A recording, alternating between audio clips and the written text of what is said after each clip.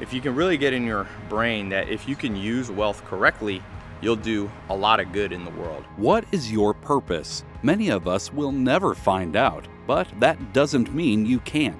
Everybody wants the good life, but not everybody gets it. So, what's the secret in becoming a successful person? I'm not perfect, but I can list a tangible benefit to society for me being on the planet. First, realize that you alone do not have all the answers. If you could have a conversation and take advice from any person, living or dead, who would it be? Align yourself with people who have come before you and are already successful. Follow their ideas and allow them to mentor you, whether face-to-face or by studying their teachings. Never be afraid to think outside the box or bend the rules if you need to. Some people will find a way to live out their dreams, but many will not. It's up to you to discover what the difference between these two groups are. And once you have an idea of your own, listen to the trends. Money, I don't call it money anymore. I call it fuel units. You must have enough fuel units to live out your dream and to live out your destiny. Imagine you've just come up with the latest and greatest new product. When you pitch it, everyone loves it. Sounds good, right? Odds are if most people see potential in it, then it's already too late. You need to get in on the ground floor and be the one to innovate. This means you can't be stubborn and cynical. Be willing to be flexible. And if you have the next great idea, be ready for others not to accept it. Have thick skin and keep working and never be afraid to fail. You will be great if you practice and train and get a little luck and a little fate on your side. Hard work is rarely enough. Breaking yourself out of a bad circumstance and finding your purpose in life means being hungry and learning along the way. The billionaire Warren Buffett says, the more you learn, the more you earn.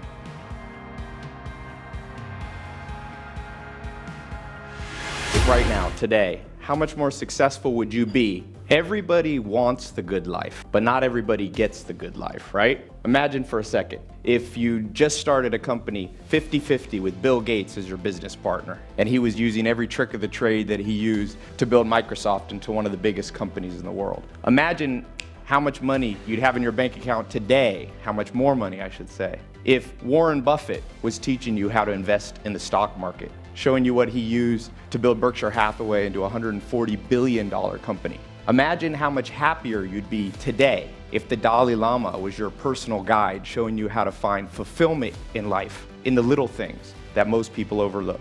Imagine how healthy you'd be today if when you woke up, you went down to your gym and Arnold Schwarzenegger was waiting there. He was your personal trainer, right? Showing you how he built his body into the most fit body maybe ever, right? Imagine the change you would be making in the world, the injustice you'd be solving today if Mother Teresa and you were running a charity together and she was showing you what she learned on the streets of Calcutta, helping poor, the sick, and the dying.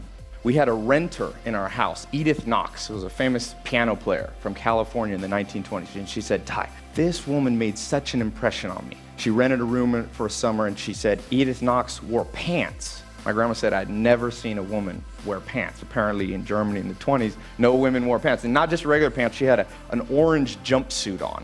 And then she'd play the piano and Edith Knox every hour would stand on her head for exercise. And my grandma was like 7 and she said, Tai, I thought, if that's how women are in California, one day I'm gonna move to California. And sure enough, she ended up in California. That's the story, part of the story of how my family ended up in California. And I'm from California. I flew here. Took 20 hours to get here, and I'm from Hollywood specifically. So Hollywood, the land of dreams, or for most people, it's the land of broken dreams. Every year, 100,000 people move in and out of Hollywood. Some come to be movie stars, actors, singers, writers, comedians. Most go home empty-handed. And so I live up in the hills and I'm surrounded by all these celebrities. I have one on my left, one on my right, and I often think, why did these celebrities make it? What did they do differently that allowed them to make it? Because in Hollywood, everybody wants something, but not everybody gets what they want.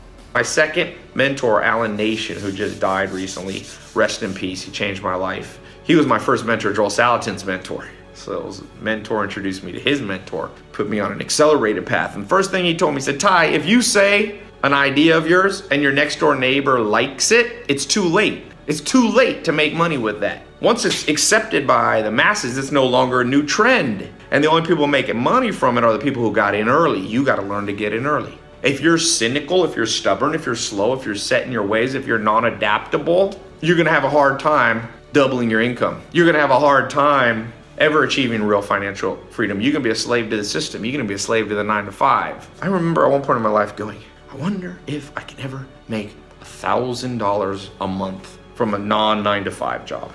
I found a job. He's got all these entrepreneurial jobs. He's up in Alaska doing some fishing for a couple months. He's doing all. He said, man, I'm financially independent. I think he told me he's making $4 to $6 grand a month. Now that's not $1 million, but if you left that kid in the ghetto and just said work hard, or you know what happened to my friend Leon Champion, the other friend I was talking about? Nobody helped him. I was only 17. I didn't know how to help him.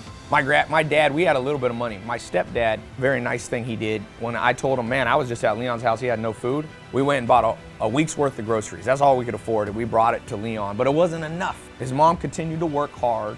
Didn't work. I remember as a senior in high school, Leon, I stopped hanging out with him. He started carrying a gun at school. He started dealing coke. And I was an athlete. I didn't want to get involved in that. We were acquaintances, but he was forced to because he was hungry, not because he was a criminal. He was a good kid. I left. I went to Joel Salatz's farm. When I came back, first thing I did, I called my friend Lance. I said, Lance, let's catch up and play basketball with Leon. He said, oh, you don't know? Leon's dead. So what happened? He said, man, he got caught for selling drugs. He got put in prison, and Leon was diabetic.